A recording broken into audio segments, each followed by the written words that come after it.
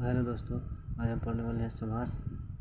समास यह वीडियो सबसे पहले तो यह वीडियो ज़्यादा लॉन्ग नहीं जाएगी और यह कम समय में ही समास को हम ख़त्म कर देंगे। ठीक है, तो अगर वीडियो अच्छा लगेगा तो लाइक कीजिएगा और सब्सक्राइब कीजिएगा। सबसे पहले समास समास का हम लोग परिभाषा है ये। तो दो शब्दों के मेल को समास कहते हैं। दो शब्दों के मेल को समास कहते हैं। या इसमें ही एक नोट है, ये नोट है। नोट दो अलग अलग शब्दों से मिलकर कोई एक नया या नवीन शब्द बनता है जिसे समास कहते हैं। समास का अर्थ समाहित हो जाना अर्थात एक दूसरे का हो जाना कहलाता है। समास के प्रकार। समास 6 प्रकार के होते हैं। कर्मधारय समास, द्वंद्व समास, द्विगु समास, बहुव्रीहि समास, अवयवी समास, तत्पुरुष समास। इसका ट्रिक है, समास याद करने का ट्रिक है द्वंद्वी अवतक। द्वंद्व क्या होगा? द्वंद्व समास। द्वि से क्या होगा? द्वि से होगा द्विगु समास। अ से क्या होगा? अवयवी समास। त से क्या होगा? तो तत्पुरुष समास। तत्पुरुष समास। क से क्या होगा? तो कर्मधारय समास। ठीक है, तो ये है इसका ट्रिक। 10वीं के पाठ के अनुसार 5 प्रकार के समास बनता है या पढ़े जाते हैं। सबसे पहले कर्मधारय समास। ये कर्मधारय समास। तो कर्मधारय समास इसमें 2 पद होता है। प्रथम पद कोष्ठ में पूर्व पद, इसको पूर्व पद भी कहते हैं। द्वितीय पद उत्तर पद, इसको उत्तर पद भी कहते हैं। नोट इसमें ही नोट है। इसका पहला पद विशेषण होता है तथा दूसरा पद विशेष्य होता है, अर्थात पहला पद दूसरे पद की विशेषता को प्रकट करता है। समस्त पद दोनों पदों के योग को समस्त पद कहते हैं। समस्त पद किसे कहते हैं? तो दोनों पदों के योग को समस्त पद कहते हैं। समस्त पद, तो इस आप लोग सोचेंगे कि समस्त पद कहाँ से आ गया? तो ये सबसे पहले समस्त पद निकालते हैं, इसके अंडर ही आता है समस्त पद। तो ये समस्त पद दोनों पदों के योग को समस्त पद कहते हैं। अब इसके अंडर आता है समास विग्रह। तो समास विग्रह किसे कहते हैं? तो समस्त पद को अलग अलग करने की प्रक्रिया को समास विग्रह कहते हैं। समस्त पद को अलग अलग करने की प्रक्रिया को समास विग्रह कहते हैं। जैसे हम लोग संधि विच्छेद नहीं करते हैं, जैसे करते हैं विद्यालय, इसी तरह है ये समास विग्रह। तो ये हो जाएगा, संधि करेंगे तो हो जाएगा विद्या धन आलय, विद्यालय।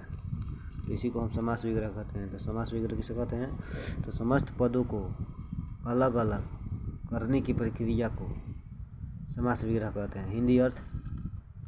समास विग्रह करने पर जो अर्थ निकलता है उसे हिंदी अर्थ कहते हैं। हिंदी अर्थ किसे कहते हैं? तो समास विग्रह करने पर जो अर्थ निकलता है उसे हिंदी अर्थ कहते हैं। ठीक है, अब इसको हम उदाहरण से समझ कर बताएंगे। उदाहरण, तो समस्त पद क्या है? समस्त पद है कृष्ण सर्प। तो इसका हो जाएगा संधि विच्छेद समास विग्रह कृष्ण धन सर्प। काला है जो सांप, इसका हिंदी अर्थ हो गया काला है जो सांप। समास विग्रह हो जाएगा कृष्ण धन सर्प और समस्त पद है कृष्ण सर्प। नील धन गगन, गगन है ये, नील धन गगन, नील धन गगन। नीला है जो आकाश, श्वेत कमल, श्वेत धन कमल, सफ़ेद है जो कमल। रक्तांबर, ये हो जाएगा रक्त धन अंबर। लाल है जो वस्त्र, इसका हिंदी अर्थ होगा लाल है जो वस्त्र। रक्त का अर्थ होता है लाल और अंबर का होता है वस्त्र। उसके बाद द्विगु समास। द्विगु समास, द्विगु समास, इसमें पहला पद संख्यावाची होता है तथा दूसरा पद संज्ञा होता है संज्ञा होता है। संज्ञा है, संज्ञा होता है, संज्ञा होता है, संज्ञा होता है, ठीक है, संज्ञा होता है। अर्थात पहला पद दूसरे पद की संख्या बताता है।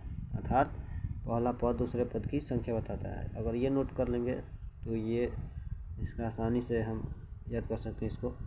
इसमें पहला पद दूसरे पद को संख्या बताता है। समस्त पद, हम उदाहरण से इसको भी समझेंगे।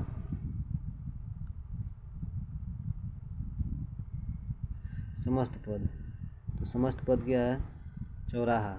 तो इसका समास विग्रह हो जाएगा चौधन राहा। हिंदी अर्थ हो जाएगा चार राहु का समूह। समूह या समाहार, समूह को ही समाहार कहते हैं। तो ये समाहार लिखा है। तो नवरत्न, नवधन रत्न, नौ रत्नों का समाहार या समूह। त्रिफला, त्रिधन फला, तीन फलों का समूह त्रिफला, ठीक है। तिरंगा, तीन धन रंगा, तीन रंगों का समूह। द्वंद्व समास, फिर अगला है द्वंद्व समास। इसमें पहला पद दूसरे पद का उल्टा होता है। इसमें पहला पद दूसरे पद का उल्टा होता है तथा दोनों के बीच योजक चिन्ह लगा होता है। तथा दोनों के बीच योजक चिन्ह लगा होता है। दोनों के बीच योजक चिन्ह लगा होता है तथा दोनों के योजक चिन्ह को हटाकर या तथा और में बदल देते हैं, ठीक है। यहाँ पर देखिए या तथा और में बदल देते हैं।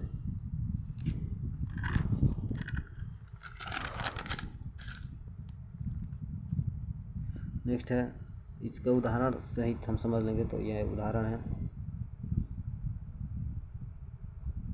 ठीक है। तो समस्त पद, सबसे पहले इसमें समास हिंदी अर्थ नहीं होगा, इसका हिंदी अर्थ नहीं होगा, ठीक है। तो ये हो जाएगा दिन और रात, इसको योजक चिन्ह कहते हैं। इसको योजक चिन्ह कहते हैं, इसको ही योजक चिन्ह कहते हैं, योजक चिन्ह, ठीक है। तो दिन और रात, तो ये हो जाएगा दिन या रात। वो पाप और पुण्य, तो हो जाएगा पाप और पुण्य। माता पिता, माता और पिता। अमीरी गरीबी, अमीरी और गरीबी। बहुव्रीहि समास, बहुव्रीहि समास। अगला बहुव्रीहि समास, इसमें पहला पद दूसरे पद तथा दूसरा पद पहले पद के बारे में न बताकर किसी तीसरे पद के बारे में बताते हैं। समस्त पद, इसमें हिंदी अर्थ होगा तो गजानन, गज धन आनंद, हाथी की तरह सिर है जिसका। गणेश, ठीक है, ये गणेश है। हाथी की तरह सिर है जिसका गणेश। लंबोदर, लंब धन उदर, लंबा है पेट जिसका। उदर का मतलब होता है पेट, लंबा है पेट जिसका, लंबोदर। गणेश। नीलधन कंठ, नीला है जिसका, नीलकंठ, नीलधन कंठ, नीला है कंठ जिसका, शिव। दशानन, दस धन आनंद, 10 है सिर जिसके, रावण। अवयवी समास, अगला है अवयवी समास, अवयवी भाव समास। इसमें पहला पद अवयव होता है तथा दूसरा पद प्रधान होता है। ये दोनों पद आपस में मिलकर किसी तीसरे पद का भाव प्रकट करते हैं, किसी तीसरे पद का भाव प्रकट करते हैं। जैसे में यथाशक्ति, यथाधन शक्ति, शक्ति के अनुसार। आजन्म, आधन जन्म, जन्म से लेकर। भर पेट, भर धन पेट, पेट भर के। आजीवन, आधन जीवन, ये एक में ही है, ठीक है, थोड़ा मिस्टेक हो गया था, एक में ही है। आजीवन, आधन जीवन, पूरा जीवन। तो ये समास इंड हो गया, ख़त्म हो गया। वीडियो अच्छा लगा हो तो लाइक कीजिएगा, सब्सक्राइब कीजिएगा, शेयर कीजिएगा।